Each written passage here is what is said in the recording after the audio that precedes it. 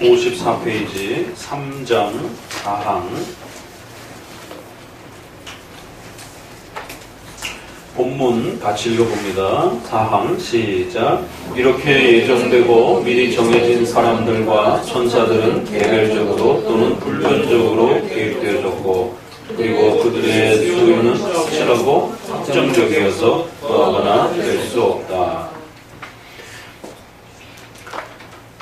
우리 장로교회의 신론이 아주 중요한 신학의 전반적 그 기초를 세우는 아주 중요한 핵심과 틀이다라고 말씀을 드렸고요. 그럴 때에 루터파는 구원론을 중심으로 해서 신앙의 체계를 세워가는 기본 구조를 가지고 있고요. 알미니안도 또 일반 소위 넓은 복음주의라고 하는 형태들도 대부분이 구원론을 기초로 해서 인간의 구원에 집중을 하게 되는 방식으로 그렇게 신앙의 전반적 틀을 세워가는 게 특징입니다. 장로교는 신론을 기초로 구성을 한다라는 것. 자, 그러면 교회론을 중심으로 구축해가는 교파들은 어디가 있을까요? 대표적으로. 그렇죠. 로마 가톨릭은 교회론이 아주 중요한 그들의 교단 전체의 신학과 신앙을 구성하는 핵심 틀이 됩니다. 자, 종말론을 신학의 모든 것의 기본 토대로 삼는 방식은 어떤 교파들이 있을까요? 종말. 그렇죠. 세대주의.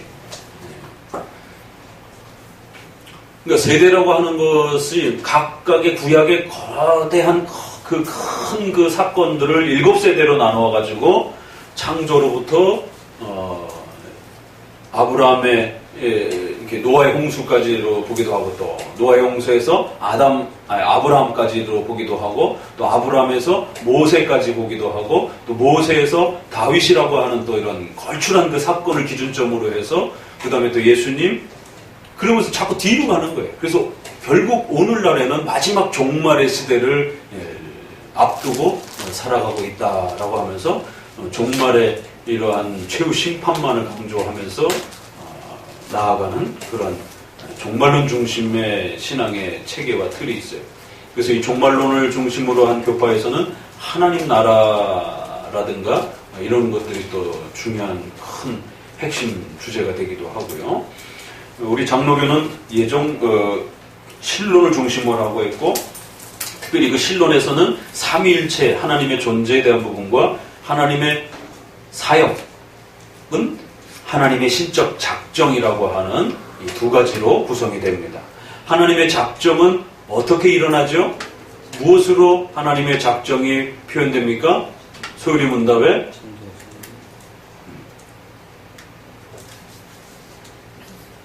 작정의 내용은 무엇입니까? 작정의 내용은 둘로 구성되어 있어요. 큰 주제별로.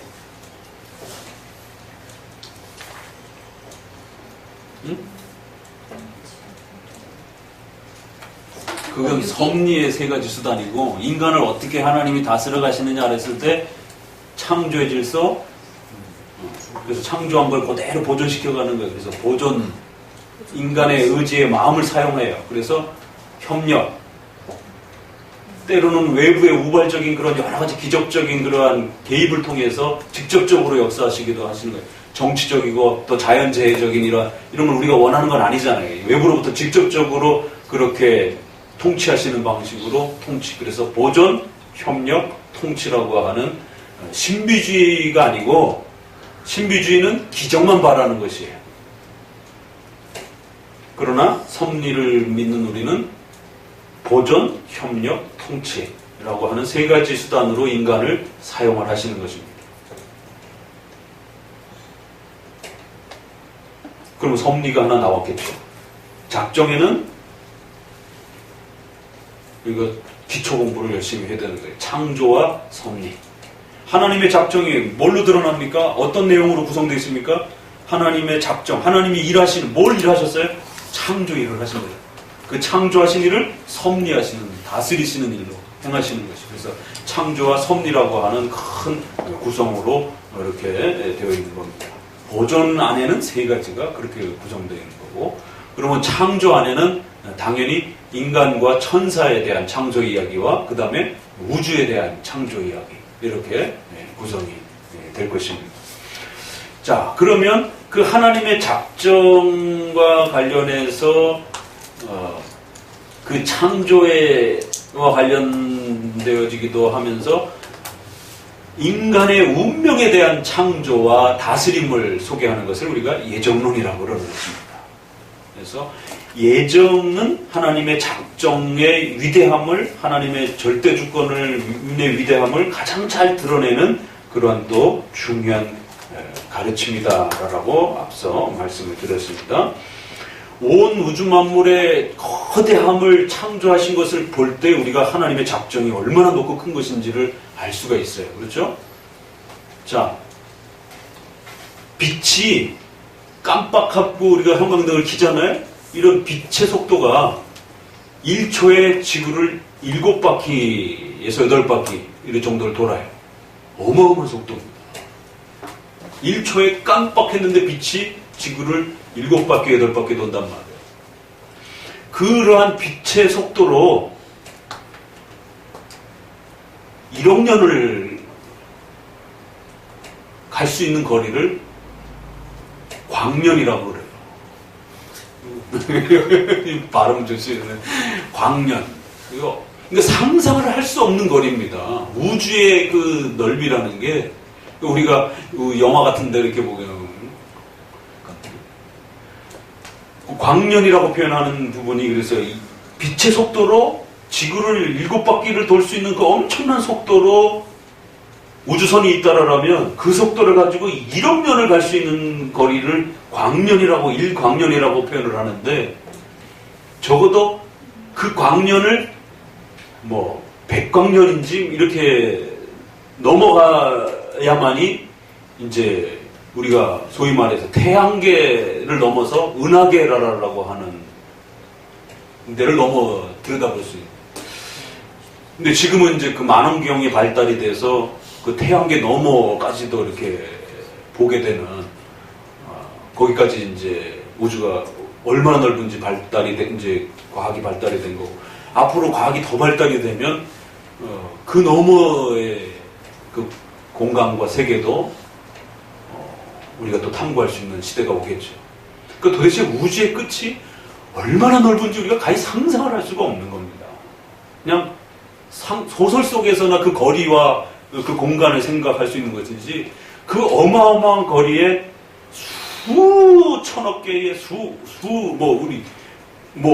우리 수학으로 생각할 수 있는 단위, 경 단위로 해갖고 그 행성들이 그 전 우주 공간에 그렇게 떠 있다라고 하는 거. 근데 그게 한치 오차도 없이 돌고 있다라고 하는 거. 가만히 있어도 신기한데. 그러니까 이 우주에 존재하는 이 거대함을 봐도 하나님의 작정이라고 하는, 하나님이 얼마나 크고 위대하신 분인지. 그래서 우리가 하나님을 무한하시다 라고 할 때 거기에는 무한, 불변, 영원하시다 이렇게 표현을 해요. 그렇죠? 137법칙 또 묻습니다. 하나님은 영이시니, 하나님은 절대적인 신이시니, 이런 고백을. 그런 하나님은 절대적 그러한 속성에 있어서 무한, 불변, 영원하시다. 그 다음에 인간과 함께 인격적 속성으로 7개의 속성이 나오는 것이죠. 근데 무한이라는 말을 잘 이해를 못해요. 불변이나 영원은 조금 그래도 감이 잡히잖아요. 무한은 도대체 뭘까? 그래서 무한이라고 하는 개념 안에는 끝이 없고 이렇게 풀어서 설명하면 그런 표현인데, 거기엔 시간 개념도 있는 거고 공간의 개념도 있는 거고 양의 개념도 있는 거예요. 질량, 양적 할 때 담겨지는 양. 그래서 시간과 공간과 양의 개념에 있어서 끝이 없다라는 거예요. 그래서 시간으로도 측량이 불가능하고 공간적 개념에 있어서도 그 어마어마한 공간을 지으신 그 크심. 그래서 우리가 하나님이 크시다. 애들한테, 현아한테 하나님은 크신 분이야. 그러면 얼마큼 커? 이러면 이제 하림선이 답해야 되거든. 이만큼 커? 이러면 설명할 건지, 어떤 방식으로 그 큼을 설명할 것인지, 크다라고 했을 때, 그 위대하다라고 했을 때, 그런 표현들이 다 광대하다, 무한하시다, 이제 교리적으로는 무한하시다, 끝이 없다. 그래서 양에 있어서도 그 어마어마한 그러한 이 모든 것을 담아내실 수 있는 것보다도 더 크고 넓으신 그러한 끝이 없는 그러한 존재시라는 거예요. 근데 이걸 어떻게 우리가 설명을 할 수가 없는 거예요. 그래서 우주의 이러한 그 부분들을 보면서도 약간 느끼는 거고, 또 작게는 인간의 이 안으로 들어와서, 그래서 우리를 소우주라고 그러기도 합니다. 인간 자체를. 어떻게 얼굴도 똑같이 생긴 그런 쌍둥이들을 이렇게 봐도 전혀 다른 존재잖아요. 그렇죠? 같은 존재가 아니에요. 인간이 만들어지는 그 과정도 그 수억 만분의 1 가운데에 그런 수학적 확률을 안에서 한 남자와 한 여자가 그렇게 만나서 그 부모의 그러한 수정란이 되어지기까지의 그 수억 분의 확률이라 하는 것은 가히 상상할 수 없는 그러한 확률인 겁니다. 그렇게 만난 그 사람 안에서 수정란이 한 사람이 되어지고, 그 한 사람이 139편에 있는 것처럼 뼈가 되고 살이 붙고, 그 페이스북에 보니까 그걸 동영상으로 이렇게 3D로 이렇게 해갖고 난자와 정자가 이렇게 만들어지는 과정부터 수정란에 거쳐서 아기가 이렇게 만들어지는 걸 3D로 이렇게 해갖고 잘 그걸 만든 게 있더라고요. 그래서 저도 굉장히 신기해가지고 이렇게 한참 봤는데, EBS라든가 이렇게 이런 데서 보여주는 것처럼 그거를 가상 그 3D 형태로 이렇게 해가지고는 제작을 한 부분이 있더라고요. 그러니까 우리 안을 들여다봐도 놀라운 거. 그래서 인간의 뇌를 그 10%인가도 못 쓴다고 그러잖아요. 그럼 도대체 나머지를 더 쓰면 인간은 도대체 얼마만큼 이 뇌가 확장될 수 있고 깊은 것을 들여다보고 이해할 수 있는 그 확장의 범위가 도대체 인간이 어디까지 그렇게 넓어질 수 있는 것인가? 또 인간의 그 뇌의 그 요만한 그 덩어리의 그 뇌에 도대체 희노애락에 대한 수많은 감정과 수많은 그 내용들이 그 뇌로부터 그 언어적 활동들을 통해서 짐승이 담아낼 수 없는 그런 인간의 인격이라고 하는 이 엄청난 이 표현들. 그 다음에 또 세포 하나하나가 가지고 있는 그런 놀라운 그 생존력, 그 특징.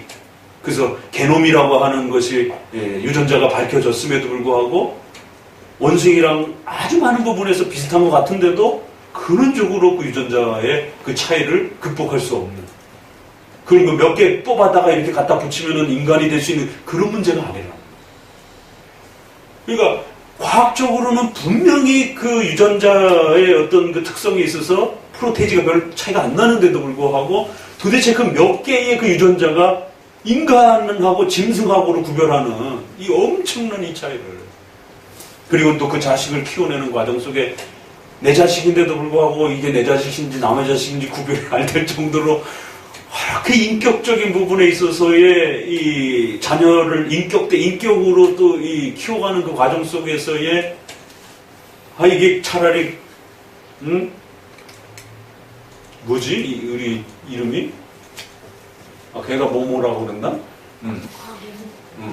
모모를 키우는 게 낫지. 이게 정말 자식을 키우다 보면 소위 정말 산속에서 수량을 닦아야 될 정도로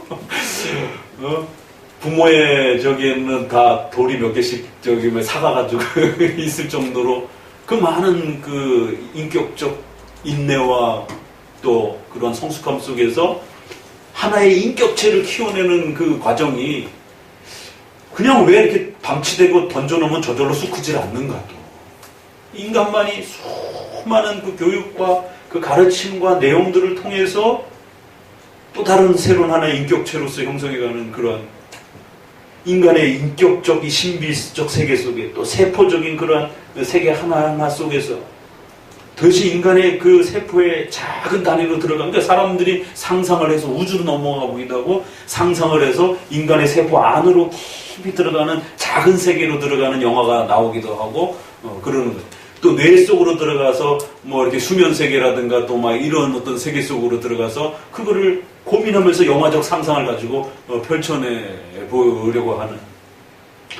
그러니까 그런 창조의 면들을 통해서 우리가 작정을 보기도 하지만 더 엄청난 창조보다 더 엄청난 이 하나님의 작정의 두려움과 떨림은 인간의 운명에 대한, 그래서 택함과 육이라고 하는 구원의 이 예정에 구별이 있다라고 하는 이 엄청난 가르침이 하나님을 우리가 가장 두려워하고 하나님이 얼마나 위대하고 절대자인지를, 우주를 크게 만든 것도 그걸 깨닫게 하지만 인간의 운명을 결정하셨다라고 하는 이 가르침이 아니고서는 하나님의 절대권과 하나님의 주권이라고 하는, 그래서 우리가 소위 문답에서는 하나님은 영이시니라고 하는 부분에 눈에 안 보이시니라고 하는 아주 작은 개념만 생각하시면 안 되고, 교리적으로 영이시니라고 했을 때는 하나님은 절대지존자시니라고 하는 하나님의 독자성에 대한 고백인 것처럼, 사도신조에서 전능하사라고 했을 때는 여러 속성 중에 한 부분의 속성을 말하는 게 아니라 하나님은 절대지존자니라고 하는 하나님의 강력한 자존성에 대한 고백이라는 사실을 명심하셔야 돼요. 그게 예정론을 통해서 아주 잘 가르쳐진다는 거예요. 그래서 이 예정론이 안 가르쳐지게 되면 하나님을 아주 만만하게 생각하는 인본주의적인 이 신관들이 쏟아져 나온단 말이에요. 하나님을 쉽게 생각하는. 그래서 제일 먼저는 하나님의 예배를 소홀히 여기는. 그래서 제가 엊그제 얼마 전에 밴드에도 올린 것처럼 열린 예배와 이머징 처치의 예배가 이제는 갈 때까지 정말 다가는. 그래서 최근에는 그러한 그 드라마식 예배라 해갖고 뮤지컬식으로 이렇게 앞에를 그 하나의 그 공연 형태로 이렇게 꾸며지는 것까지 갔는데, 이제 그걸 더 해가지고 마치 그렇게 서커스 비슷하게 이렇게 갖고는 막 온갖 그 장치들을 동원을 해서 하나의 그러한 극을 이렇게 감상하는 형태로,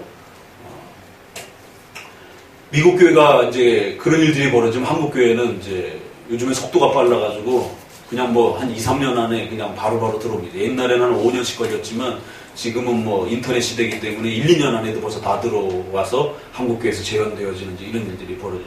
그러니까 하나님을 얼마나 만만하게 생각했으면 신을 예배하는데 너무 예의도 없고 두려움도 없고 그러한 존중함도 없는, 인간이 즐겁고 사람들이 많이 오면 된다라고 하는 이 단편적 생각 때문에 신에 대한 존경과 신에 대한 예절과 신에 대한 그러한 마음들이 너무 쉽게 이렇게 뒤로 물러쳐지는, 그러니까 이런 면에서 첫 번째는 예배에 있어서의 이런 부분들이 소홀해져 가고, 두 번째는 또 성도들의 삶 속에서 하나님을 의지하고 하나님을 바라보면서 살아가는 삶의 태도와 자세와 내용들에 있어서 하나님을 너무 쉽게 생각하라.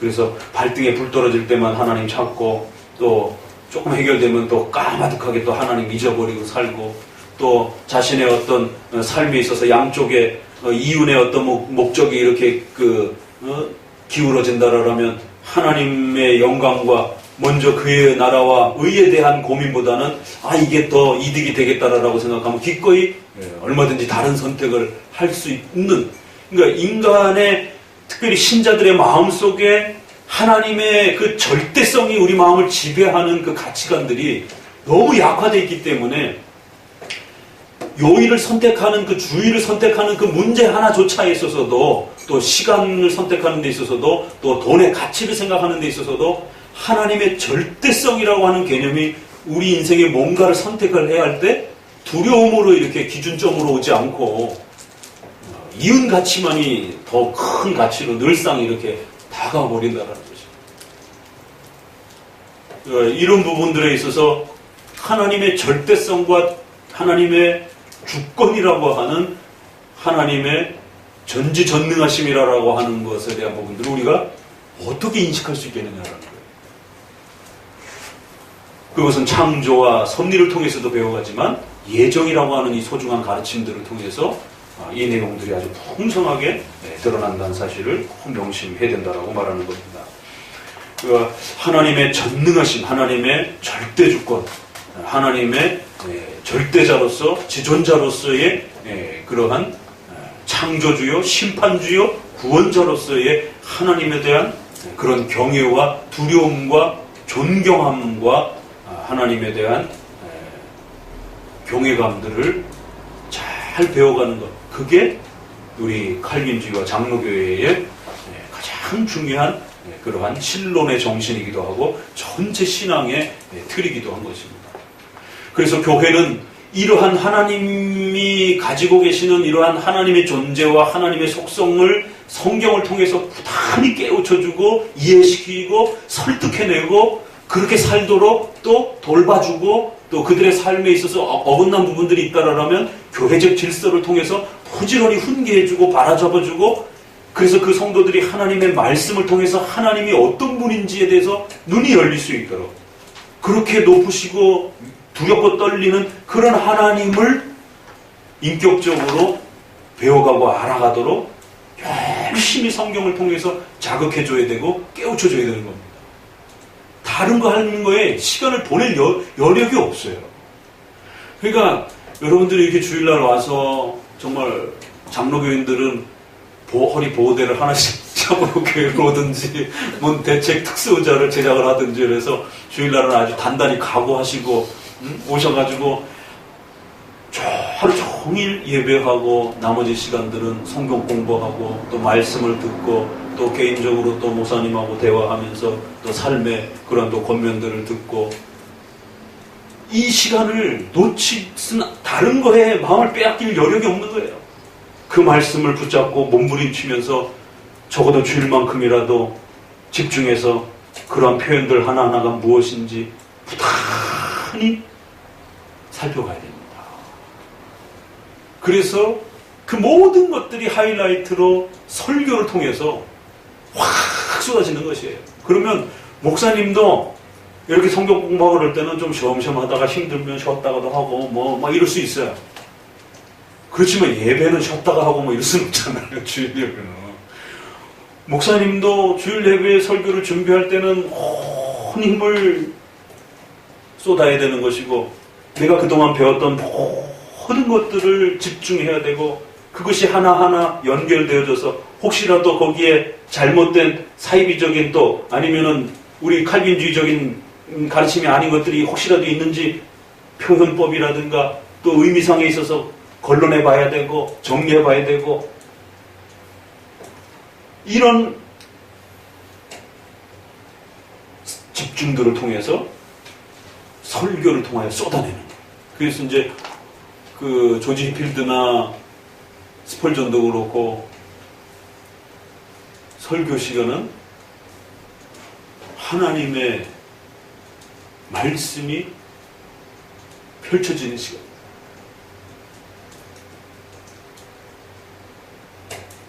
목회자는, 판사는 판결문으로서 말을 하는 거고, 설교자는 설교를 통해서 그가 누군지, 목회자가 어떤 사람인지, 어떤 가치관을 갖고 있는지가 그 설교를 통해서 쏟아져 나와요. 그 설교의 시간은 누구도 간섭할 수 없는 오로지 하나님 앞에서 하나님의 말씀을 대언하는 자로서 강력한 신적 권한을 대행할 수 있는 어마어마한 그러한 자리다라고. 그럼 성도들도 그 설교 다른 것들을 다 기초로 해서 설교 시간에 그걸 마음껏 먹는 겁니다. 하나님의 영의 양식의 말씀을.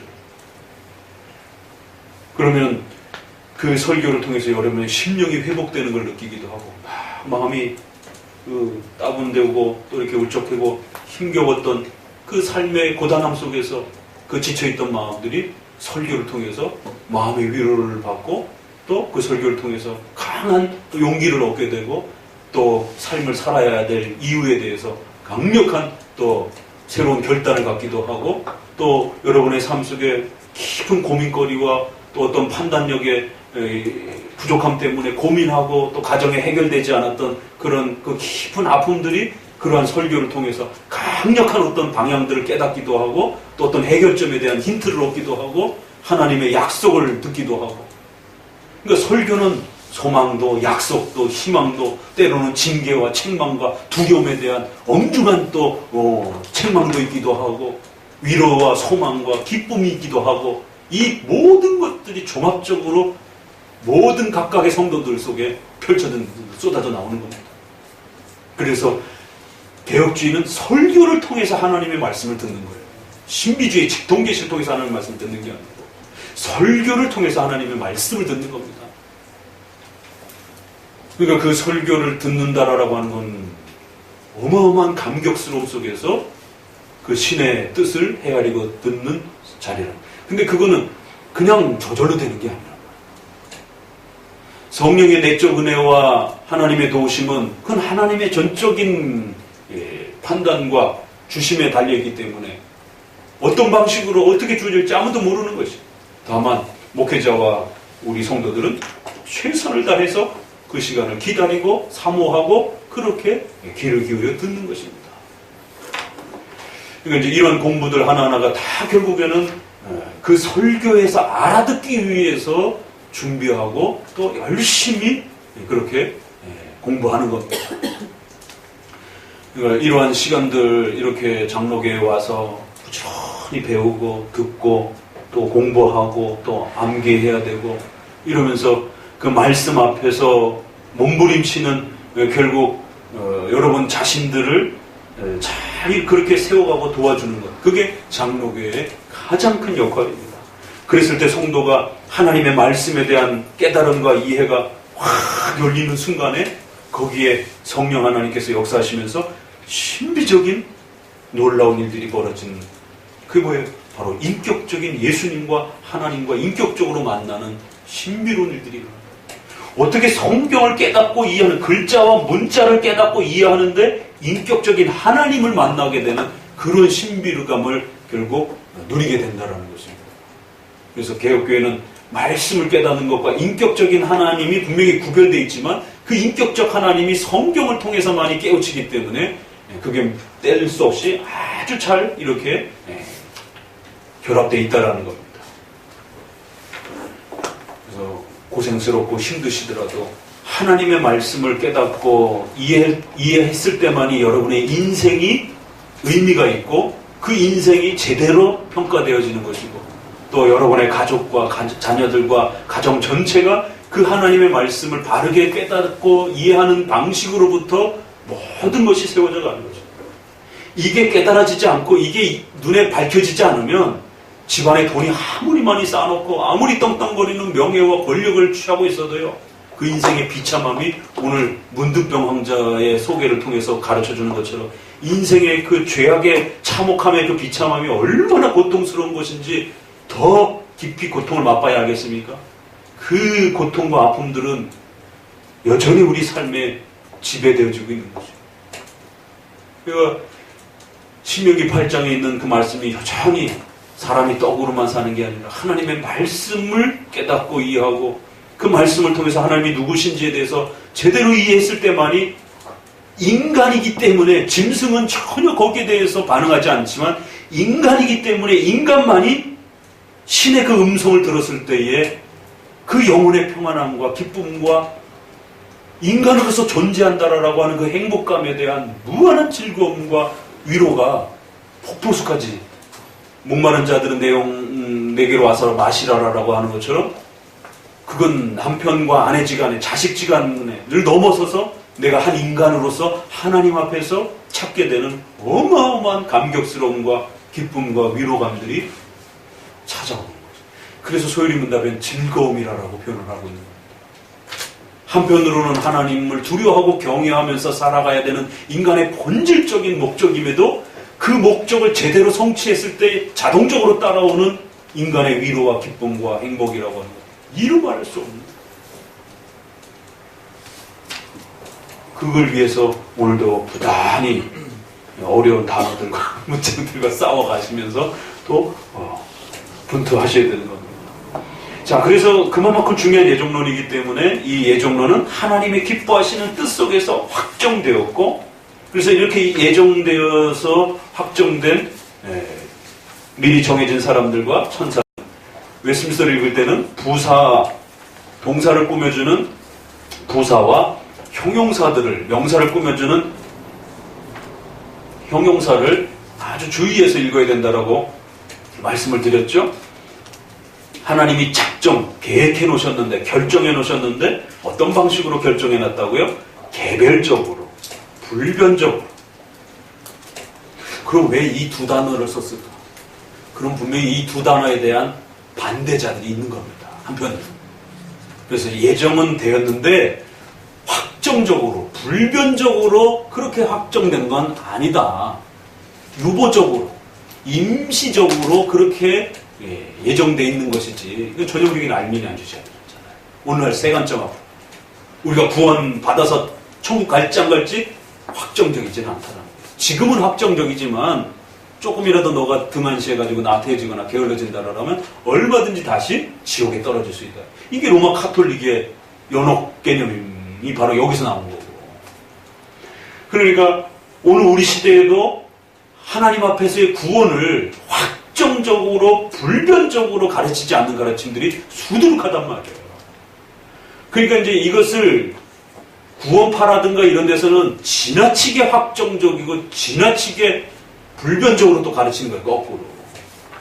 인간의 신자들의 인격적 책임을 등한시하면서 불변성만 강조를 하는 거예요. 그러니까 자기네들이 범죄하는 것도 죄가 아니고 자기네는 무슨 천사처럼 살아가는 것처럼 회개할 거리도 없고 이런 극단적인 이제 구원관과 신앙관이 나오는 것이죠.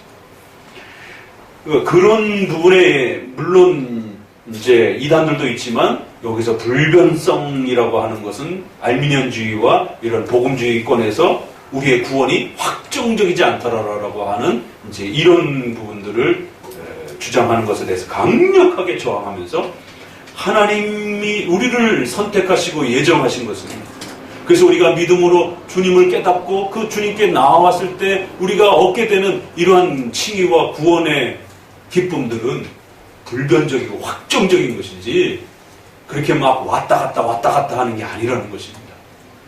그러니까 신자들도, 성도들도 자기가 예수님을 고백하고 세례까지 받아놓고도 집안에 어려운 일이 생기고 그러면은 어떤 고민들을 하면 하나님이 나를 사랑하기는 하시는 건가? 그러니까 그 어려움에 대한 개별적 고민들은 하실 수 있어요. 이 문제가 언제 해결되지? 이게 왜 빨리 해결이 안 되지? 이제 이런 정도의 고민은 신자가 사람이니까 당연히 할 수 있는 겁니다. 병이 들면 왜 빨리 안 낫지? 이런 고민들을 할 수 있어요. 그러나 내가 구원 받았나? 이러시면 안 된다는 거예요. 개별적 아픔에 대해서는 고민을 하시더라도 여러분의 구원의 본질과 관련된 거기까지 밑바닥으로 떨어진 고민을 하면 안 되는 거예요. 근데 한국교회의 가르침들이 그 고민을 하도록 몰아붙인다라는 거예요. 당신 그딴 식으로 해가지고 구원이나 받았겠어? 지옥 가? 이러고 있단 말이에요.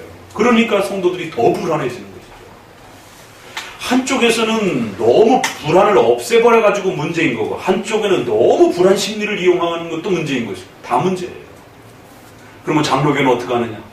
기초는 일단 불변성을 기초로 이렇게 깔아놓는 겁니다. 하나님의 선택과 예정과 칭의를 통한 구원이라고 하는, 그래서 여러분들이 누가 예정된 자인지를 모르는 겁니다. 평상시에는. 반드시 그것은 회개와 신앙이라고 하는 교회의 구원의 이러한 수단 과정으로 들어와서 고백하고 세례받고 이러한 자리를 통해서 남들은 모를지라도 내 스스로는 하나님 앞에 내가 신자여 구원받은 자라고 하는 고백을 담아내는 것입니다. 그러면 적어도 이제 여러분은 내가 예정됐다라고 하는 사실을 외적으로 확인할 수 있는 하나의 방편들을 갖게 된 것입니다. 그러면 그 구원은 왔다 갔다 없어졌다 새로 만들었다 그러는 게 아니라 불변적으로 그렇게 선택이 예정이 펼쳐지는 구원의 은혜이기 때문에 확정적으로 그렇게 계획되어졌고 세워지는 구원이라는 거예요. 다만 그 확정적이고 불변적인 그 구원인데 우리 인간의 연약함 때문에, 나의 죄 때문에, 또 사탄의 외부의 공격 때문에 그게 많이 공격받기도 하고 또 이렇게 상처를 받기도 해서 많은 어려움을 겪기도 한다는 거예요. 그러니까 정신 바짝 차리고 그러한 위로와 소망에 대한 기쁨의 이 열매들을 놓치지 않기 위해서 열심히 경건 생활을 다시 한번 채찍질을 하고 그러는 것이지, 구원이 없어졌기 때문에 다시 만들기 위해서 채찍질하는 게 아니라는 것이. 그러니까 설명하는 구조와 방식이 서로 다른 겁니다. 한쪽에서는 없어져 있으니까 다시 만들어라 라고 그렇게 촉구하는 거고, 있는데 없어질 수 있으니까 경고하듯이 그렇게 협박하듯이 그렇게 경고하는 것이고, 그러나 장로교는 예수님을 믿을 수 있도록, 회개할 수 있도록 초대해주고, 그가 예수님을 믿는다라고 고백하면 외적인 세례라고 하는 증표를 통해서 예정과 구원에 대한 이 확정과 불변성에 대한 신앙의 토대를 마련해주고, 그 토대 위에서 비록 성도가 부족하고 연약해 보여도 그 성도가 최선을 다해서 열심히 살아가라라고 권고하는 것이고, 또 하나님의 풍성한 도우심의 그러한 열매들을 더 많이 또 생애 속에서 맛보고 누리도록 촉구하는 것이지, 소위 말해서 성화적으로 촉구하고 책망하는 것이지, 성화가 아닌 중생이나 칭의가 없어진 것처럼 그렇게 막 닥달하는 게 아니라는 것이에요. 그러니까 본인 스스로도 어려운 일이 생기면, 내가 구원을 받았나? 하나님 나를 안 사랑하는 거 아닌가? 이런 이제 두려움에 빠지게 되는 것이에요. 그러니까 그런 부분들을 우리가 어떻게 막아낼 수 있느냐, 이런 가르침들을 통해서 하나님의 말씀으로 바르게 깨닫는 수밖에 없어요. 이러한 구원과 예정의 이 은총들은 불변적인 것이다라는 거. 그러면 개별적인 거라는 건 또 뭐겠어요? 이거 맞추면 이제 상당한 실력을 가지고 있는 거죠. 자, 55페이지에 같이 읽어봅니다. 맨 위에 첫째 줄 같이 읽어봅니다. 하지만 개혁파는 이 예정은 개별적으로 결정했기 때문에 그들의 숫자는 분명하고 확정적이어서 더하거나 뺄 수 없다고 고백하여 하나님이 절대적 구원의 위대함을 강조하였다.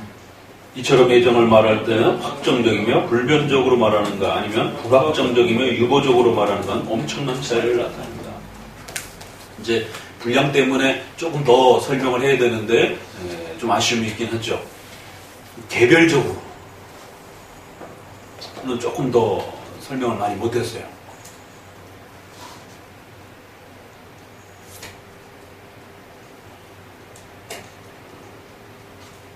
목사님은 참 인자해가지고 안 가르쳐준 거는 잘 질문 안 하고 미리 예습을 안 시킨 거는 질문을 잘 안 시켜요. 가끔 할 때도 있지만 목사님의 질문이 너무 가혹한 질문이 아니에요. 개별적으로가 도대체 뭘 바라보고 이 표현을 쓰고 있느냐는 말이에요. 여기에 상대방은 누구냐라는 거예요. 개별적으로 말하지 않는 또 그럼 상대방은 누구인가? 이거가 연관된 주제는 그럼 무엇인가?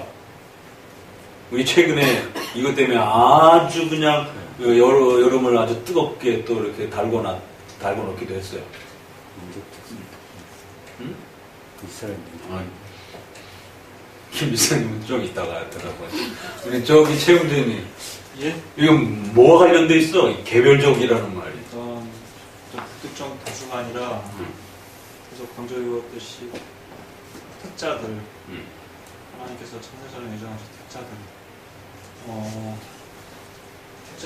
특자들. 이 살을 붙여봐. 살을 좀 거기다가 덧붙여서. 그러니까 너무 멀리 고민하지 마시고 최근에 목사님과 함께 이 주제와 관련해서 아주 뜨겁게 안에 있는 특자. 그렇죠. 언약 안에 있는 일단 살점 하나는 붙었어. 지난주에 갑자기 공부도 중단하고 지금 우리 주변에 이 언약론을 잘못 이해한 그러한 그 새로운 가르침들이 세간참 박파처럼 칭의론 못지않게 새 언약파들이 등장을 해가지고 신율법주의를 가르치고 있는 겁니다. 1800년대쯤에도 이 메로 논쟁이라 해가지고 메로 형제들이 등장을 해갖고는 신율법주의 형태로 구원을 칭의론을 가르쳐놔가지고 난리가 났었습니다. 지금 또 언약론을 율법주의 형태로 가르치는 거예요. 그래서 이걸 신율법주의라고 말하라는 거예요. 새 언약론. 우리가 옛날에 이해했던 성경적 그 언약 개념이 아니라 행위와 공로에 의존되어 있는 것처럼 언약을, 은혜 언약을 그렇게 소개하면서, 그러니까 은혜 언약이 취소될 수 있으니까 정신 똑바로 차리고 너가 열심히 한 만큼 언약이 유지가 된다라고. 그런데 분명히 교회 안에서는 권징과 치리 행위도 있고 훈계도 있고 성찬의 이러한 그 질서도 있고 그래서 성도들이 나태해지거나 게을러지거나 죄를 범하게 되면 그 언약적 책임을 물어서 징계를 해서 일정한 기간 동안에 근신을 하게 하고 그 언약에 참여치 못하는 그런 어떤 것처럼 느껴지는 그 징계에 대한 내용들을 교회 안에 갖고 있단 말이에요. 그러니까 징계는 소위 말해서 거리를 두게 만드는 겁니다. 바울이 사탄에게 내어줬다 이렇게 표현을 해요. 고린도에서 보니까 교회 안에 범죄하는 자들을 출교를 통해서 사탄에게 내어줬다. 이러니까 언약파들이 봐라 지옥 가지 않다고 사도 바울이 지옥 간다라고 말했다고. 그래서 성경을 잘 읽어야 되는 겁니다. 사탄에게 내어줬다라는 말이 지옥 갔다는 말은 아닙니다. 다른 뜻이에요. 문장도 동일한 말이 아니잖아요. 지금 신자들도 얼마든지 사탄의 공격을 받고 있어요. 최후 종말 전까지는. 그렇기 때문에 교회란 질서 바깥으로 교회의 보호와 교회의 돌봄이 이루어지지 않는 출교라는 형태로 교회 바깥에 존재하는 형태로 주어지게 되면 성도는 사탄의 지배와 사탄의 공격에 더 엄청난 직접적인 노출과 공격 앞에 무방비 상태로 노출이 될 수 있는 겁니다. 그렇다고 지옥 같다는 말은 아닙니다. 하나님이 최후 수단을 쓰시는 것이에요. 그래서 강력한 고통 속에 몰아넣어서 그가 자기 죄가 얼마나 무서운지를 깨닫고 교회로부터도 일정 기간 동안 거리를 두게 만들고 또 그렇게 교회의 돌봄과 보호를 받지 못했을 때 사탄의 공격과 자기 죄로부터 폭발되어지는 그 아픔들이 자신의 삶 속에 얼마나 고통스럽게 임하는지를 뼈저리게 느끼면서 내 죄가 얼마나 무섭고 내 죄가 얼마나 악한 것인지에 대해서 반성하고 깨닫게 하는 회초리에 있어서 가장 강력한 회초리에 전쟁터에다가 툭 던져놓는 것 같은 그런 회초리를 사용하시는 거죠. 그래서 출교의 이 방식들은 구하기 위한 출교지 지옥에다 던져놓는 출교가 아닙니다.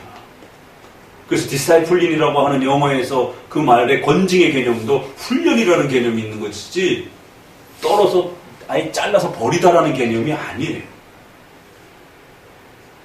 그러니까 그런 교회의 권징 개념을 바울은 사탄에게 내어줬다 이렇게 표현을 하기도 합니다. 그러니까 그런 문장들을 잘못 해석하게 되면 이제 언약파들이 그런 식으로 해서 언약이 끊어진 것처럼 또 근데 분명히 교회 안에서의 그런 권징들은 일정한 거리를 이렇게 두다 보니까 그런 혼선이 생기는 거죠. 언약에 이렇게 참여하지 못하도록 언약의 그 혜택들에 성찬의 혜택들에 들어오지 못하도록 일정한 거리를 만들어 버리잖아요. 그건 분명히 인간의 죄의 책임에 대한 인간의 삶의 책임에 대한 책임성을 강력하게 묻는 행위들이란 말이에요. 그래서 책임감을 다하지 못하면 벌이 따라오는 것이고 책임감을 잘 행동하면 은혜가 베풀어지는. 그래서 언약은 분명히 책임적 행위가 있는 겁니다. 그렇다고 해서 그 책임이 공로가 되는 건 아니에요. 그 차이가 있어요. 그러니까 언약에는 분명히 하나님과 우리가 책임을 져야 되는 그런 상호 책임에 대한 쌍무적인 그러한 그 책임성이 있는 겁니다. 그런데 이게 혼동이 돼가지고 오버하게 되면 마치 내가 구원을 결정하는 주체인 것처럼 그런 착각을 할 수도 있는 위험이 있는 거죠. 내가 그런 책임감을 졌으니까 잘했으니까 내 구원이 확보되었다라고 하는 남용에 대한 오해가 늘상 도전을 해오고 있어요. 그러나 성경에서 말하는 언약은 그런 개념은 아니죠. 하나님이 은총으로 주신 언약인 것이죠.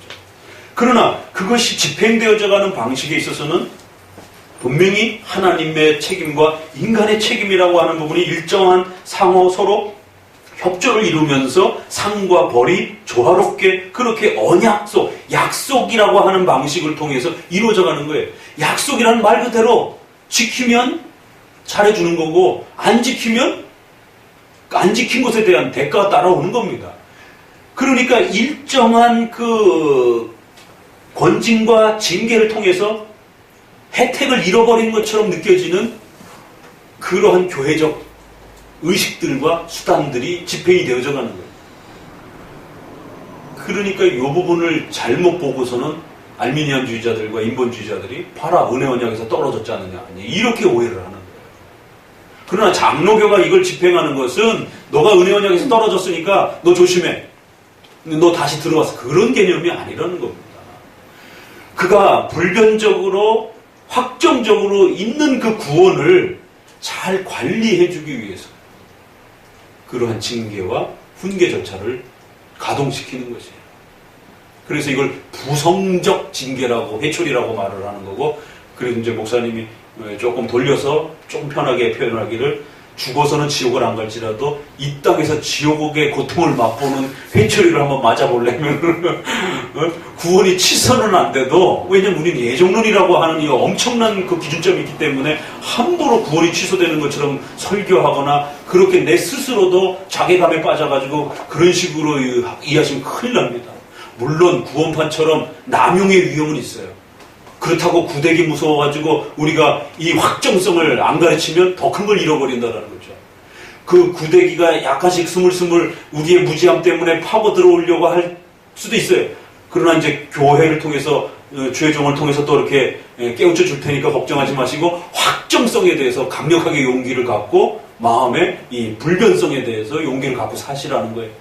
적어도 여러분이 신앙 고백을 통해서 교회 안으로 들어왔고 예수님을 믿는다고 고백하며 세례를 받고 들어왔을 때는 적어도 예정의 확정성과 불변성에 대해서 소망을 가지면서 그렇게 사시라는 거예요. 다만 그 확신과 소망이 이렇게 느슨해지고 이렇게 잘 이렇게 마음에 잘 안 올 때가 있어요. 확신. 내용이 없어진 게 아니라 그걸 내가 누리는 그 풍요로움들을 이렇게 축소가 될 때가 있다는 거예요. 나태해지고 게을러질 때.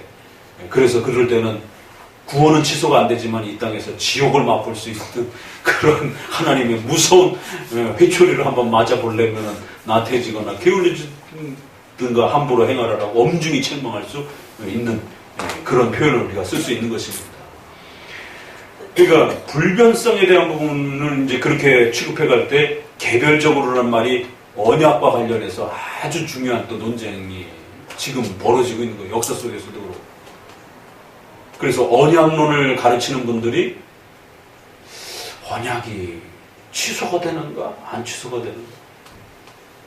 지난번에 했던 얘기들이 그런 얘기예요. 그래서 목사님이 밴드에서 또 설명하면서 그 특정한 분이 이렇게 질문을 했을 때 또 얘기했잖아요. 선택과 언약이 같은 겁니까? 다른 겁니까? 같은 거라고 해도 헷갈리고 다른 거라고 해도 헷갈리는 거예요. 왜? 양쪽의 이단들이, 양쪽의 문제를 일으켰던 분들이 한쪽은 같은 것 쪽으로만 너무 지나치게 몰아붙여갖고 운명론처럼 해놔가지고 인간의 책임의식을 전혀 강조해주지 않은 이러한 또 패단들이 있었고, 한쪽은 다른 것처럼 얘기해가지고 선택은 불변적이고 확정적인데 언약은 너 거 아니야. 이제 이렇게 또 얘기를 하는 거예요. 그러니까 아무리 하나님이 선택을 확정적으로 해주셨어도 그 언약이 집행되어져 갈 때는 아직 너의 것까지 안 왔어. 그러니까 조심해. 라고 하면서 너무 다른 것처럼 또 협박을 해서 마치 불안감을 조성하게 되는. 그러니까 다르다라고 하는 부분만 또 강조를 하게 되는 그런 일이 벌어져요. 근데 언약에는 선택은 이게 일단 용어가 같지 않잖아요. 하나는 예정과 선택이라는 말이고 하나는 언약이라는 말이잖아요. 단어가 달라요, 일단. 그래서 지난번에 얘기한 것처럼 하나는 신론에서 다루는 거고 하나는 인간론에서 다루는 거예요. 얼마나 다른지 교리학적으로도 서로 다른 곳에서 다룬단 말이에요. 종류가 비슷해야 같은 곳에서 다루지, 이건 주제와 방향이 서로 완전히 다른 거기 때문에 다른 곳에서 다룬단 말이에요. 그런데 대우리 문답 31문에는 하나님이 그 은혜 언약을 누구와 맺으십니까? 그러니까 아주 분명하게 그리스도와 택자들하고 언약을 맺으셨다. 그럼 거꾸로 이해를 하면 택자들에게 있어서는 은혜 언약은 절대 변하거나 취소되거나 다른 건 아니에요. 그러나 선택과 언약은 표현도 다르고 단어도 다르고 이것이 집행되어져가는 시간과 공간도 다르고 대상은 동일하지만 그러니까 여기에는 분명히 본질적으로 동일한 부분이 있는가 하면 뭔가 이것이 운영되는 방식에 있어서 다르게 분명히 있는 거예요. 그러니까 그거를 아주 잘 구별해서 말할 줄 알아야 되는 거예요. 이걸 구별을 못하다 보니까 같다라는 쪽으로만 몰아가는 거고 다르다라는 쪽으로만 지나치게 설명을 하는 거예요. 그럴 때 장로교는 3장에서는 예종론을 다루고 7장에서는 언약론을 다뤄주는 겁니다. 달라요. 그런데 그 대상이 똑같아요. 그래서 3장을 다룰 때도 언약적 대상인 그 개별적 언약을 끌어오는 거고 그래서 3장에서도 이미 택자들에게 예정된 자들에게 은혜 언약을 주신다라고 이렇게 말을 하고 있는 거고 언약론에 가서도 누가 이 언약을 받느냐 택자들이 누리는 거고 부택자들은 절대 이 언약에 참여하지도 못하고 참여하는 것처럼 임시적으로 교회 안에 들어왔다가도 성찬까지도 받았다가도 다 배제된다. 겉으로는 참여하고 있는 것 같을지라도 다 배제된다. 그래서 어거스틴이 그 유명한 말이 교회 안에도 이리가 있고 교회 바깥에도 오히려 성도가 있다라고 유명한 말이 이걸 복합적으로 담아낸 거죠. 그러니까 개별적이라는 말은 연결하게 가면 언약하고도 연결해 갈 수 있는 것이 또 다른 뭐 개별적이라는 말을 하네. 당연히 이것은 반대적으로 생각하면 집단적으로, 민족적으로, 국가적으로는 있을 수 있다는 거죠. 그렇죠? 그러면 그건 취소가 가능한 거예요. 예정론에서 언약적으로 끌고 갈 때 불변하다라고 말하는 영역인 어디라고요? 개별적 언약과 선택을 말하는 거예요. 근데 이제 질문하신 분도 이게 자꾸 헷갈리니까 구약에 버림받은 자들 있지 않습니까? 가나안에 못 들어간 자들이 있지 않습니까? 히브리서 보니까 안식에 못 들어간 자가 자꾸 있다라고 그러지 않습니까?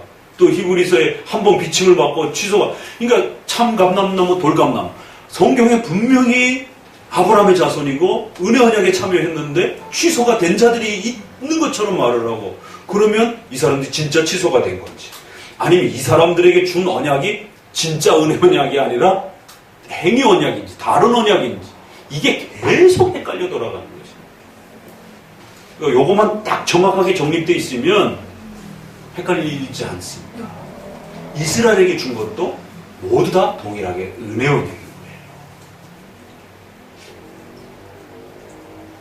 그러면 그들이 은혜 언약을 받았는데 어떻게 그럼 가나안에 못 들어갔어요? 그러면 가나안에 들어간 게 은혜 언약에 들어간 건가요? 일단 이걸 또 해결해야 되는 거예요. 그럼 가나안에 못 들어간 사람들이 있는데요.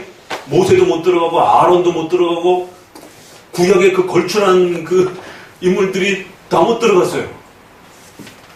어떡할 거예요? 그러면 모세가 지옥 갔다라고 누가 감히 말할 수 있겠어요? 이단 됐다. 이단이 아닌 이상해. 뭐 사울이나 뭐 다윗이 지옥을 가느냐 안 가느냐 그거는 조금 민감한 문제지만 모세나 아론이 지옥 갔다고 그러면 그건 난리가 나는 문제죠. 근데 가나안은 못 들어갔단 말이에요. 그러니까 가나안을 들어갔느냐 못 들어갔느냐 그걸 가지고 너무 천국에 들어간 건지 안 들어간 건지를 직접적으로 해석하면 안 된다는 거예요. 왜? 그건 구약의 모형과 의식적 수단으로서 하나님이 임시적으로 사용한 수단이기 때문에 천국에 들어갔는지 안 들어갔는지에 대한 본질성을 가르치는 건 아니에요. 그 천국에 대한 하나의 모델로 사용한 것 뿐이지.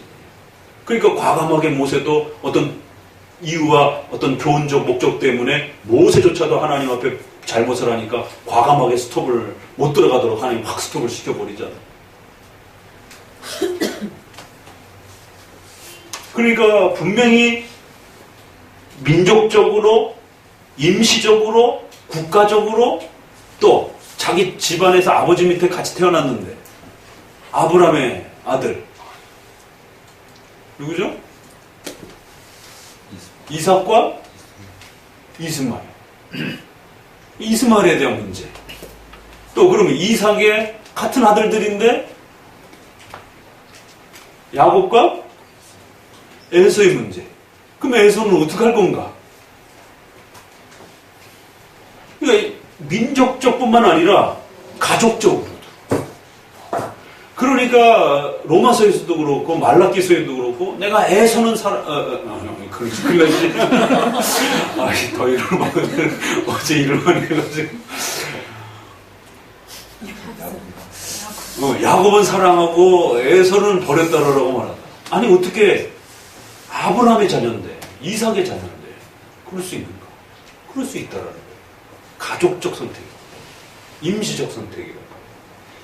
하나님이 버리지 않는다라고 취소하지 않는다라고 하면은 개별적인 언약이요 예정이라는 것을 명심하셔야 돼요. 이게 헷갈리니까 아니 목사님 분명히 이스라엘 백성이 버림받지 않았나요? 안 버림받았다니까요. 왜 버림받았다고 해야 되잖아. 그러니까 로마서 11장 갖고도 예전에 세관점 학파하고 싸울 때도 논쟁할 때도 그렇고 또 김영환 박사하고도 논쟁할 때도 그렇고 나는 성경적으로 가르칩니다. 우리는 성경대로 가르칩니다. 어떻게? 로마서 11장에 보세요. 참 감람나무가 잘려나갔다 그랬잖아요. 그러니까 구원은 취소될 수 있는 겁니다. 언약은 취소될 수 있는 겁니다. 아니 목사님 어떻게 이 문장과 이 표현이 구원이 취소됐다라는 문장입니까? 이거는 이스라엘 백성들에게 주셨던 그 은혜가 취소되었다라는 말이지. 문맥적으로 이스라엘 백성들에게 개인적으로 준 하나님이 개별적으로 예정하고 언약을 맺어준 게 취소가 된 게 아니고 이스라엘이라고 하는 가문과 가족과 국가적으로 맺어진 그 백성들이었단 말이에요. 그들 전체가 하나님의 백성으로 한꺼번에 취급되었으니까.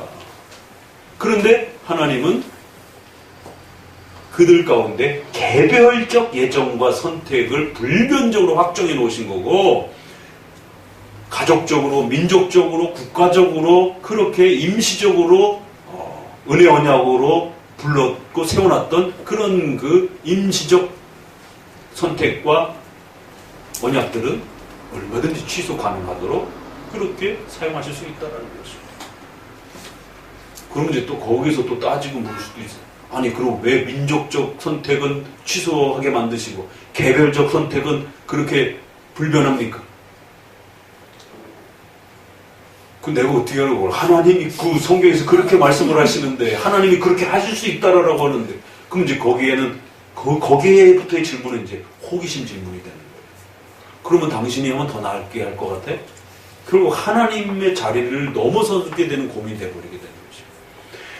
그러니까 하나님께서 예정이라고 하는 하나님이 언약이라고 하는 것을 생각하셨고 작정하셨을 때는 개별적으로 그렇게 개개인의 구원과 언약에 대한 불변적 약속들을 확정해 주시고 그렇게 예정의 선택을 행해 주셨다라는 거예요.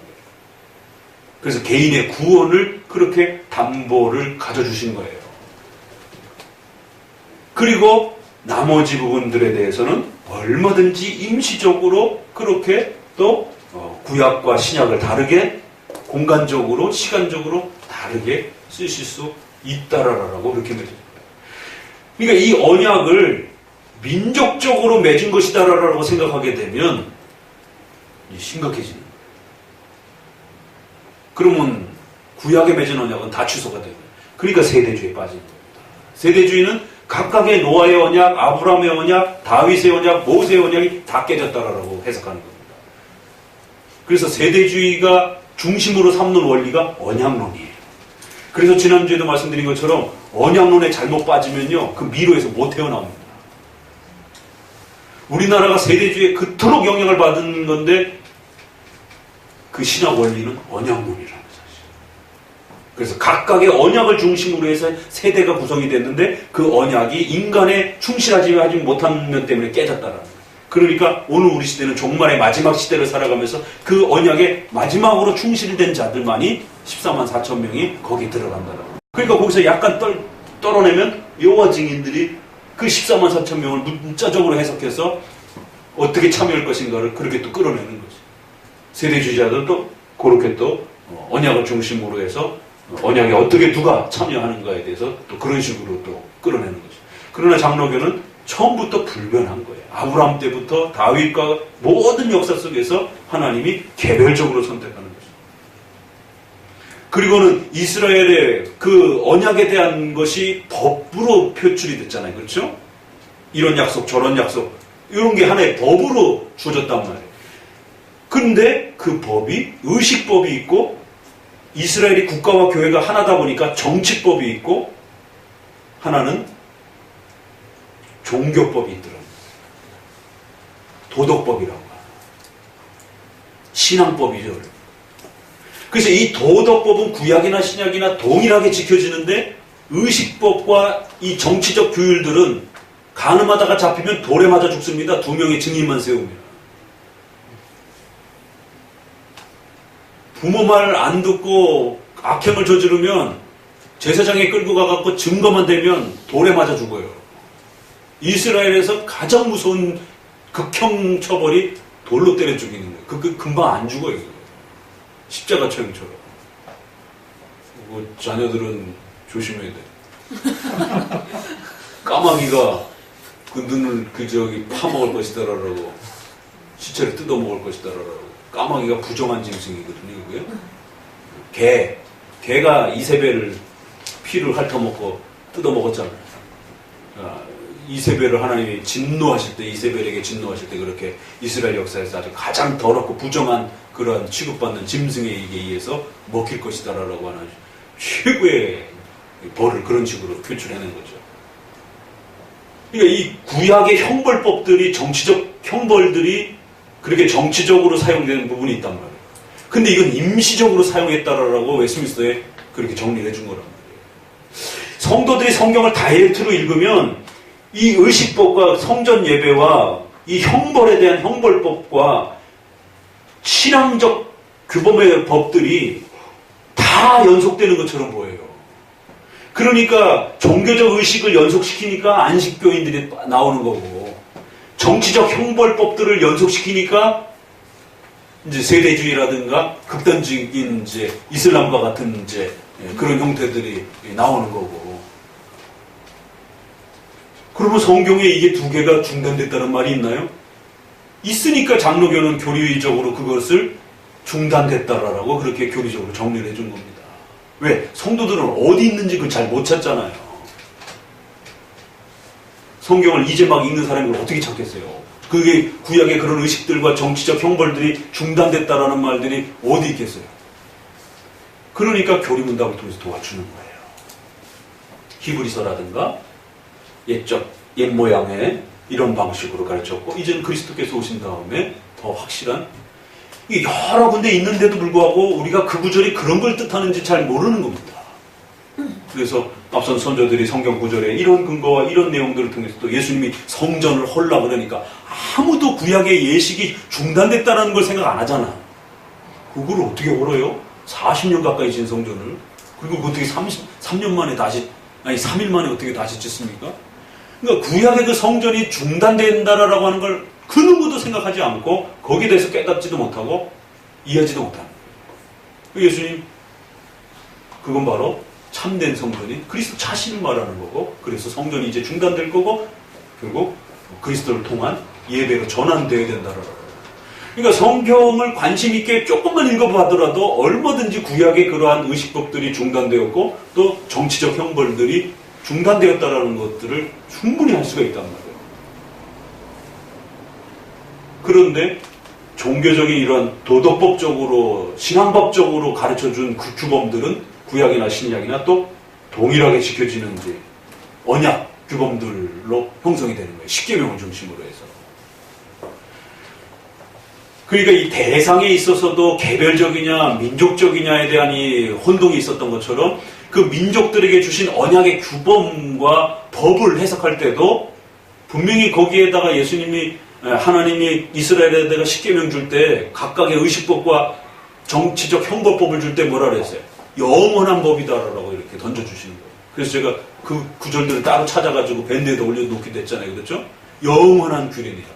정치법에도 내가 너희의 지킬 영원한 규례니라. 안식일과 관련해서도 영원한 규례니라. 의식법과 관련해서도 6월절, 초막절 이거 설명하면서 끝에 가서 영원히 지킬 규례니라 이렇게 놨단 말이에요.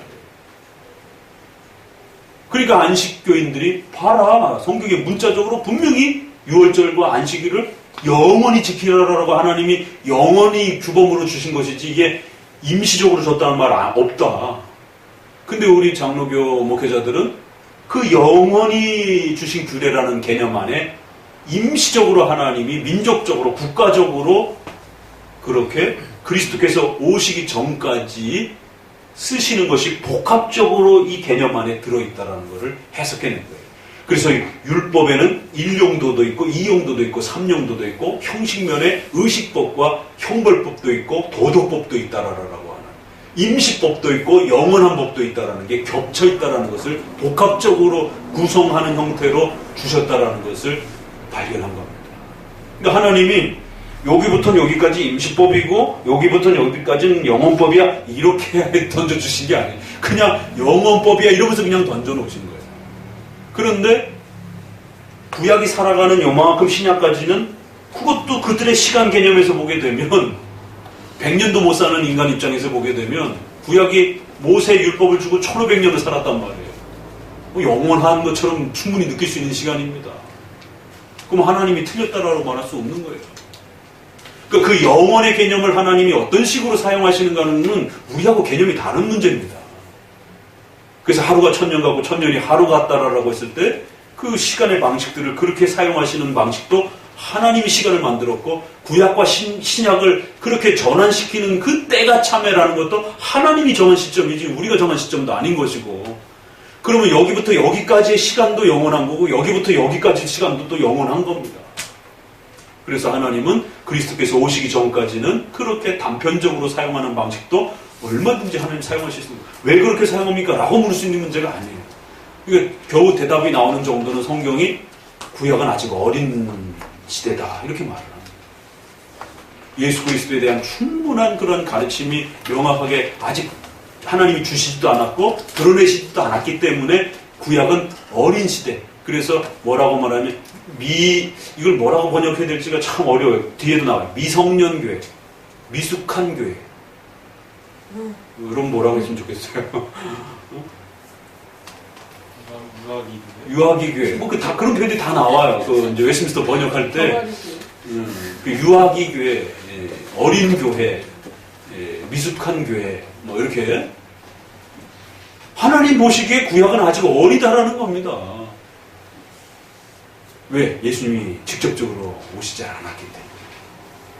그러니까 그런 면에서 민족적인, 임시적인, 국가적인, 그래서 외적인, 시각적인 형태로 그렇게 법률의 엄격함을 통해서 어린아이를 이렇게 울타리를, 질서를 만들어주는 그러한 형태의 임시적 제도가 필요할 수밖에 없는 어린아이에 대한 더 큰 배려적 차원에서 하나님이 그런 종교적인 예배 수단과 의식 수단을 하나님이 사용하셨다라고 성경은 하나님 스스로 말하는 것입니다.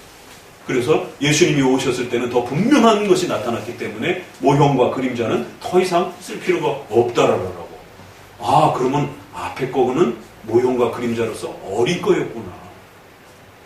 우리가 그런 게 아니라 성경 스스로가 하나님이 인간을 지배하시고 통치하시고 다스리는 데 있어서 그런 차이가 충분히 있었고 그걸 고려하셨고 그래서 이스라엘 백성들에게 법을 주실 때도 영원한 법이다라고 이렇게 표현하셔서 그들이 끝까지 지켜내야 될 강력히 지켜내야 될 그 법이라는 인식을 주시면서도 그 영원함이라는 속에는 분명히 그리스도께서 오신 길까지의 또 그거를 고려하신 내용도 있고 또 그 이후까지도 영원히 또 더 지켜야 되는 또 그런 내용들도 충분히 고려하시면서 복합적으로 그렇게 영원한 법이다 라고 그렇게 말씀하셨다는 거예요. 그러니까 아브라함을 택하면서 내가 너희 가족들을 선택했다, 세웠다 라고 했을 때 민수기라든가 신명기 보게 되면 내가 너희 민족을 다른 민족과 구별되이 은혜로 선택하고 영원히 선택하고 또 확정적으로 선택했다라는 그런 표현들이 있을 수 있어요. 그러나 거기에는 개별적 선택을 늘 기준, 본질로 삼는 것이지 그 전체를 민족적, 가족적으로 선택을 했다고 해서 그 가족들 전체를 버리면 안 된다라고 하는 그런 방식은 아니라는 것이에요.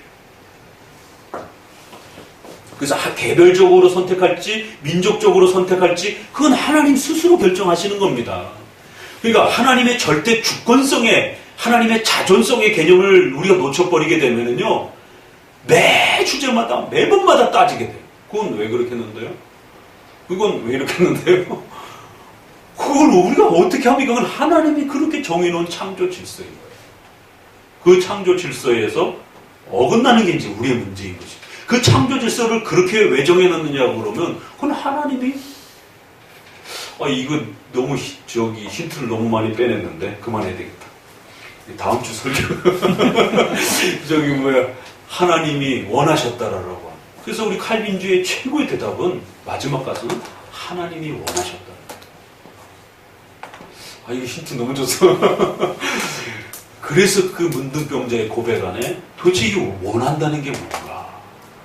하나님이 원하신다는 것에 대해서 힌트 나왔으니까 어쩔 수 없네. 숙제. 다음 주에 도대체 하나님이 원하신다는 게 뭔지 구약 여기저기 또 한번 찾아보시면서 하나님이 원하시는 내용들에 대해서 좀 찾으셔가지고 하나씩 소개하시면서 도대체 하나님이 원한다는 건 뭔가 한 번씩 좀 살들을 붙여보세요. 그래서 개별적이라는 말에 이처럼 중요한 당대에 그런 논란이 있었고 코케이우스 있었잖아요. 그렇죠. 코케이우스가 등장을 해갖고 구약의 언약과 신약의 언약이 다르다라고 그렇게 표현했고 결국 민족적이다라고 하는 이제 전체적이다라고 하는. 그러니까 구약은 버림받았다라고 하는. 그러니까 다시 세워지기 위해서는 또 다른 그러한 또 가족과 민족들이 있을 수 있다라고 하는. 그러니까 언약이 자꾸만 마치 대반복되는 것처럼 이렇게 가르치는 많은 분파들이 있었던 것이. 그럴 때 개별적인 거 빼놓고 집단적이고 국가적인 거는 얼마든지 하나님이 임시적으로 왜 예수님이 오시기 전이었기 때문에 그런 겁니다. 예수님이 오시기 전에는 얼마든지 모형적으로 의식적으로 가르칠 수 있는 수단들이 충분히 어린 그 성도들을 위해서는 좀 더 가시적이고 감각적인 그런 도구들을 어린 신자들을 위해서 쓸 수 있었다라는 것이. 그러나 이제 예수님이 오시고 나서는 본질적 핵심이 드러났기 때문에 그런 부분들이 필요 없다라는 거예요.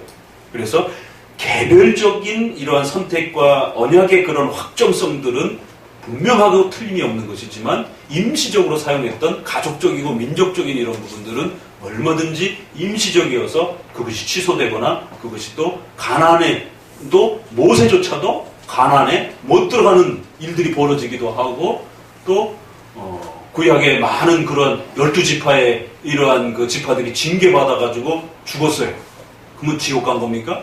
그거 쉽게 그렇게 말하면 안 되는 겁니다. 징계를 받은 것이지 12지파가 구약의 대표적 교회인데 거기에 우리가 수요일날 봤던 다담 그 106편 봤던 다담과 아비람, 온 이 루벤 지파의 자식들이고 그 다음에 고라 자손도 참여를 했어요. 근데 이 나머지 가족들은 아주 다 없어져 버렸어요. 근데 고라 자손은 남겨놨어요. 왜냐하면 제사 업무를 행사를 해야 되기 때문에 몇몇은 남겨놨어요. 그러면 이 사람들 다 지옥 간 겁니까? 그러니까 그걸 착각을 하는 거예요. 성경의 문자가 사탄에게 내어졌다 그러니까 어떤 부분은 그게 문맥상 지옥의 이 뜻을 표현할 수도 있는데 고린도서에서의 그 말은 징계의 그 개념을 말하는 겁니다. 또 구약에서 징계받아갖고 죽었다라고 그랬을 때 그건 성화적 징계를 말하는 것이지 그게 지옥에 갔다라는 직접적인 표현이 아니란 말이에요. 다윗조차도 내가 그 구약의 그 지옥을 표현할 때 이제 게헨나라고 하는 또 스올이라고 하는 이제 우리말에는 그냥 이걸 번역할 적당한 말이 없으니까 무덤에 나를 두시오며 무덤에 떨어지기 전에 나를 구원하시오며 뭐 이런 표현들도 있고 여러 다양한 표현들이 이렇게 있을 때 그러면 다윗이 지옥 갔단 말입니다. 그런 뜻은 아닌 것이에요. 그게 단지 육체적인 어떤 장래를 표현하기도 하고 또 육체와 영혼이 분리되어 있는 그러한 임시적 그 상태의 모습을 표현하기도 하고 또 인간이 고통받는 정말 지옥과 같은 무덤에 갇혀 있는 것 같은 그런 고통을 표현할 때도 내가 무덤에 있는 것 같아 뭐 이렇게 표현할 수도 있는 것이고 그러니까 그 수월이라는 표현이라든가 다양한 그러한 그 표현들 그래서 베드로서의 옥에 있는 영들에게라고 했을 때도 그 옥이라고 하는 그 헬라어가 도대체 어떤 뜻이냐라고 했을 때는 지옥을 뜻하는 건 아닙니다. 그래서 지옥과 관련돼서 그 용어를 우리 장로교에서는 즐겨 사용하지 않아요. 그 근거 구절로. 그래서 칼빈조차도 그 옥이라고 하는 것은 그런 개념이 아니고 이런 망루와 같은 그런 울타리 같은 어떤 그 개념 속에서 표현될 수도 있고 다양한 그 쓰임새를 이렇게 이야기하면서 자 그렇기 때문에 구약에서 뭔가 벌을 받아가지고 마치 취소가 되어지기도 하고 중단되어지기도 하고 또 가난에 못 들어가기도 하고 이런 다양한 형태들이 벌어지는 이 부분들을 전부 다 그냥 모조리 다 그냥 지옥 같다라고 예정에서 취소됐다라는 형태로 그렇게 끌고 가면 큰일 나는 또 편파적인 해석이 될 수 있습니다. 그러니까 웨스트민스터는 구원과 관련된 이 예정에 있어서는 개별적이요 불변적이라고 하는 이 부분을 아주 정확하게 잘 간직해야 된다라고 그걸 중심으로 구축해야 된다라고 예정과 언약은 대상에 있어서 개별적이요 하나님의 계획에 있어서 그 개인을 대상으로 할 때 불변적으로 확정해 놓는 방식으로서의 예정과 언약이지 민족적이라든가 시간 개념에서 쓰는 개념이 아니라는 것을 먼저 구별해 주셔야 된다. 그러면 얼마든지 다양한 방식으로 이제 성경의 다양한 표현들을 참 감람나무를 내가 버렸다. 이런 것들도 충분히 해석해낼 수 있고 그래서 바울이 이스라엘 민족이 나은 게 도대체 뭐냐라고 하면서 언약을 받기도 했고 말씀을 받기도 했고 구약의 법들을 받기도 했고 예배제도가 있었기도 했고 그런데도 불구하고 징계를 받아서 버림받았다라고 얘기를 합니다. 그러나 그럼에도 불구하고 그 언약은 취소된 게 아니다 또 이렇게 얘기를 해요. 왜? 나같이 바리새인이요 유대인인 사람인데도 이제 예수님을 믿는 사람이 있지 않느냐. 그러니까 하나님의 언약은 전혀 취소된 게 아니다. 왜? 처음부터 그건 개별적으로 하나님이 약속해 놓았던 개별의 언약적 은혜의 약속이었던 것이지 온 세상에 있는 사람들을 그러니까 알미니안주의의 가르침이 얼마나 어리석고 논리적으로도 안 맞는다는 게 모두를 위해서 예수님이 죽었고 모두를 위해서 약속했다. 근데 왜 모두가 다 천국 안 가? 죽을 때 예수님 안 믿고 죽는 사람들이 수두룩하잖아요. 그러니까 이제 그것도 두 번째 가르침은 그게 정의이긴 한데 이제 실제적으로는 예수님 안 믿고 죽는 사람들이 있으니까 그건 이제 하나님은 그렇게 계획하셨고 그렇게 뜻하시고 그렇게 원하셨는데 요거 누구 하나 빨리 써먹으세요. 그렇게 신적 작정해서 원하셨는데 인간들이 말을 스스로 안 들었더라는 거예요. 그러니까 그걸 개인적으로 이제 언약을 잘 지켜낼지 안 지켜낼지 그건 너희가 알아서 하라는 거예요. 하나님은 그렇게 원해 주셨다라는 거예요. 모두가 다 구원받고 모두가 다 언약에 참여하도록 그런 방식으로 원하셨지만 너네가 안 들어오는 건 어떻게 해? 너네 책임인 거지.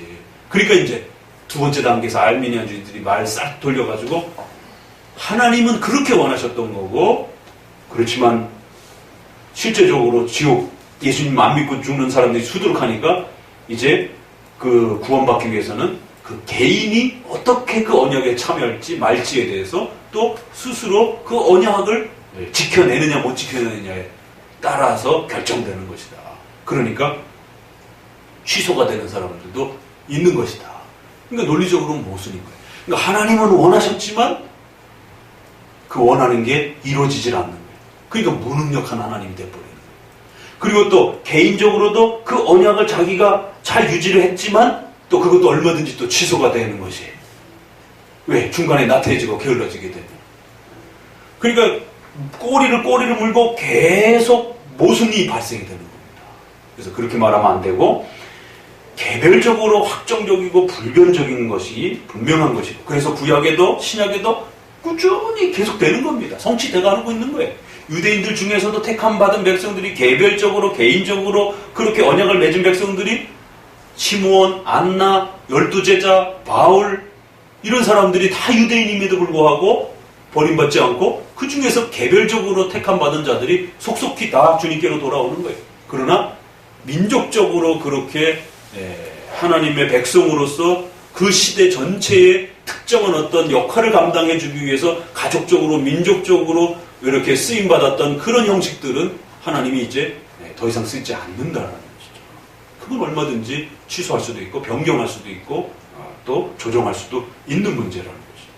그러니까 그거를 자꾸 섞어서 이해하다 보니까 이제 이런 혼란들이 자꾸 벌어진 겁니다. 그래서 그게 어느 정도까지냐? 그들의 숫자, 그러니까 뒷문장은 한 번 더 보충한 말이에요. 앞문장을 강조하기 위해서. 그들의 개별적이고 확정성은 어디까지를 말하는 거냐? 숫자에서까지 말하는 것이다. 그래서 그 수의 개념이 확실하고 확정적이어서 더하거나 뺄 수 있는 방식으로 조정되어지는 게 아닙니다. 그래서 사항은 이처럼 오늘날 논쟁되고 있는 언약론하고도 또 연결이 되면서 왜 어떨 때는 취소된 것처럼 말하고 어떨 때는 또 확정된 것처럼 말하는 이런 성경의 다양한 표현들을 우리가 도대체 어떻게 이해를 해야 되는 건지. 성경에는 하나님이 후회하신다라고 말할 때도 있고 하나님은 후회하지 않는다라, 인간처럼 그렇게 후회하시는 분이 아니다라고 또 두 말이 다 나와 있어요. 후회하지 않는다라고 말할 때는 어느 관점에서 말하는 거예요? 신적 작정에서 말을 하는 겁니다. 그러면 후회하신다라고 말할 때는 어느 쪽에서 말하는 겁니까?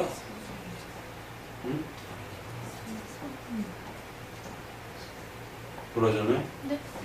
하나님이 후회하신다라고 말할 때는 어느 관점에서 말을 하는 거예요? 응? 섭리. 왜냐하면 섭리는 시간 세계 속에서 일어나는 거예요. 공간 속에서 일어나는 거란 말이에요. 그러니까 변화가 일어날 수 있는 것이에요. 하나님이 약속의 방식으로 집행을 하다 보니까 말을 잘 듣는 백성에게는 약속의 보상을 주기도 하고 말을 안 듣는 불순종하는 자들에게 벌을 내리시기도 하는 다양한 변화의 방식들을 사용할 수 있는 겁니다. 섭리는 시간 세계 속에서 다스려져 가는 걸 우리가 용어로 섭리라고 그러는 거고, 작정은 영혼 세계 속에서 하나님이 결정한 하나님의 의지와 마음을 작정이라고 말하는 거예요. 둘 다 하나님의 신적 절대 주권이다라고 포함해서 말을 할 수도 있어요. 그래서 하나님의 작정, 하나님의 예정, 하나님의 섭리, 이 말이 그냥 다 같이 쓰이기도 해요. 그러나 조금 세분화시켜서 쓰여지게 되면 하나님은 후회하신다라고도 말하실 수도 있고 하나님은 후회하지 않는다라고도 말하실 수 있는 것이에요. 하나님이 실적 의지의 마음속에 있어서는 후회함이 없는 겁니다.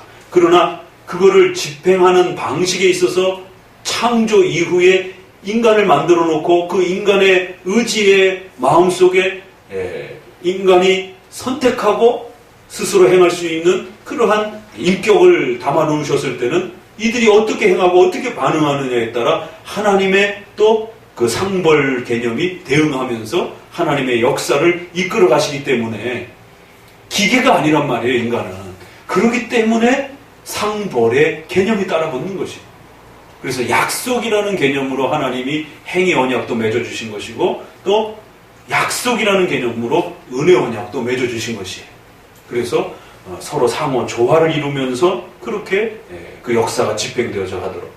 그러니까 하나님은 그 약속을 잘 지킨 것에 대해서 기뻐하시기도 하고 그 약속을 안 지킨 것에 대해서 불쾌히 여기기도 하시고 또 그들이 그렇게 한 것에 대해서 하나님이 후회하신다라고 이들을 선택한 것에 대해서 모세한테도 화가 나셔가지고 시내산에서 후회하신다라고 없애버리겠다라고. 없애버린다는 말이 후회하니까 그런 거잖아요.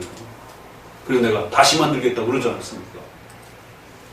그러니까 언약과 다스림 속에서 집행되어지는 그 하나님의 표현과 하나님의 신적 의지 속에서 하나님의 마음을 표현하는 그 표현이 성경에는 그냥 막 쏟아져 나와요. 그냥 이게.